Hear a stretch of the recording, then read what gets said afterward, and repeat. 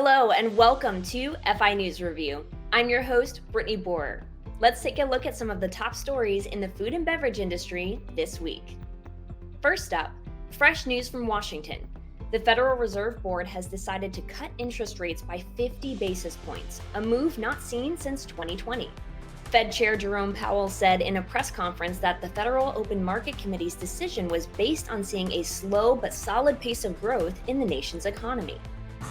This decision reflects our growing confidence that with an appropriate recalibration of our policy stance, strength in the labor market can be maintained in a context of moderate growth and inflation moving sustainably down to 2%.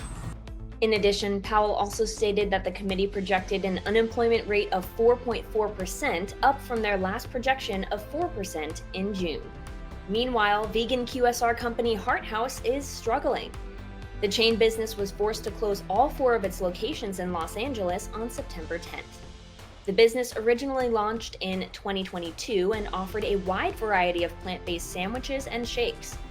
Celebrity comedian and actor Kevin Hart has been backing the venture, and the chain had a promising start, but soon Hart had to face strong industry challenges such as high overhead costs and declining consumer demand for plant-based foods. Big news over at Amazon. They have decided that their employees must return to the office 5 days a week starting in 2025. Employees will have until January 2nd to comply with the new regulation. It's a big shift from the current mandate in place, which requires workers to come into the office at least 3 days a week. In a memo detailing the announcement, CEO Andy Jassy stated, "Before the pandemic, it was not a given that folks could work remotely 2 days a week. And that will also be true moving forward. Our expectation is that people will be in the office outside of extenuating circumstances." And it looks like Whole Foods is starting to get into the C-store game. They just opened a new smaller format store in the Upper East Side neighborhood of New York City.